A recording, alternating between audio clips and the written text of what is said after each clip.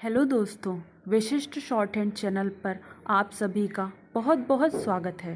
Please channel को like, subscribe और share करें ताकि नई नई डिक्टेशन आप सभी तक जल्दी पहुंच सकें और जल्दी से जल्दी आप सिलेक्शन पा सकें।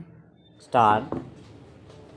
महोदय, जहाँ तक मैं जानता हूँ कि ग्रामीण विकास की महत्वपूर्ण आवश्यकता कृषकों को आर्थिक साधन उपलब्ध कराने की है। इस दिशा में ग्रामीण स्तर पर सहकारी संस्था बहुत महत्वपूर्ण भूमिका अदा कर रही है।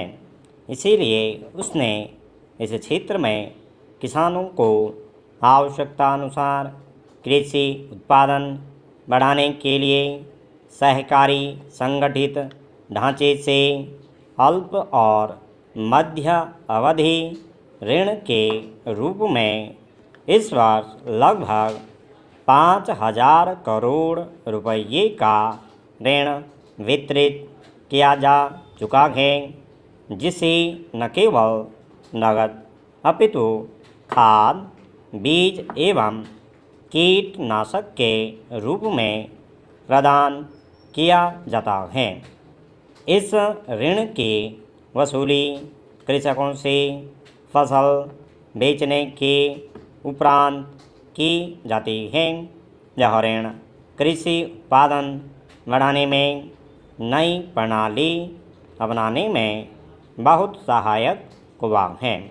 इसी प्रकार मध्यकालीन ऋण, जो सामान्यतः 3 से 5 वर्ष की अवधि का होता है, मुख्यतः सिंचाई सुविधाएं विकसित करने में सहायक सिद्ध हुआ है। इसके साथ साथ सहकारी भूमि विकास सिंचाई बैंकों के माध्यम से कृषकों को दीर्घकालीन ऋण उपलब्ध कराया जाता है, जिसका उपयोग भूमि सुधार, लघु सिंचाई साधन के विकास और भूमिगत जल दोहन, कृषि यंत्रों के खरीदने, फलोद्यान विकसित करने हेतु किया जाता है। ये बैंक प्रतिवर्ष सहकारी भूमि एवं ग्रामीण विकास पर किसानों को औसतन 700 करोड़ रुपये वितरित करती हैं।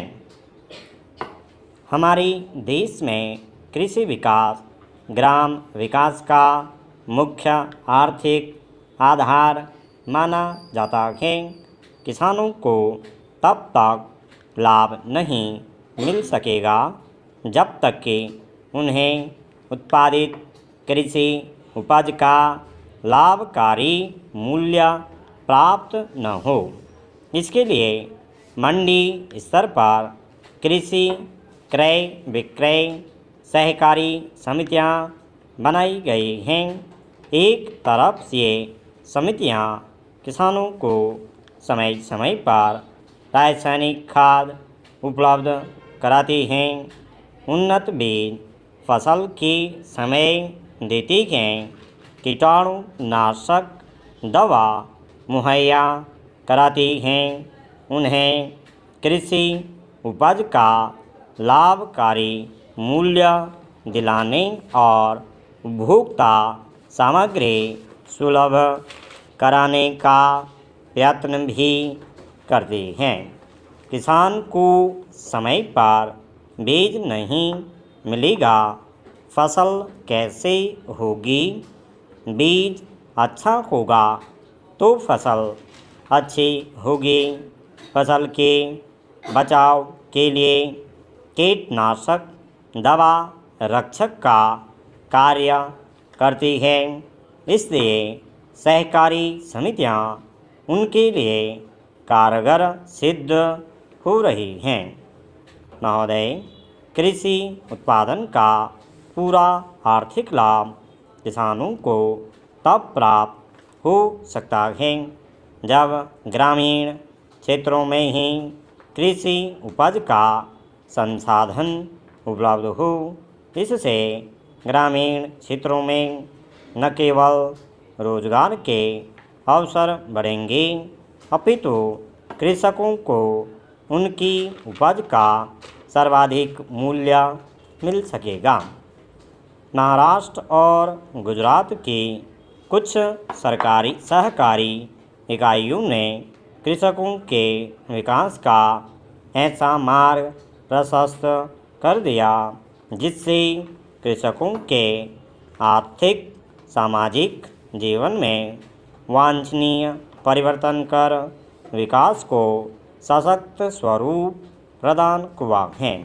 कृषि उपज का संसाधन कर लाभकारी मूल्य दिलाने के उद्देश्य से देश में चीनी मिलें, सूती मिलें, तेल मिलें और चावल मिलें चल रही हैं। इन इकाइयों ने विशेषतः सहकारी चीनी मिलों ने ग्रामीण विकास में बहुत महत्वपूर्ण योगदान दिया है और सिद्ध कर दिया है कि सहकारी संगठनों की ग्राम विकास में सबसे अधिक महत्वपूर्ण भूमिका हो सकती है। स्टॉप।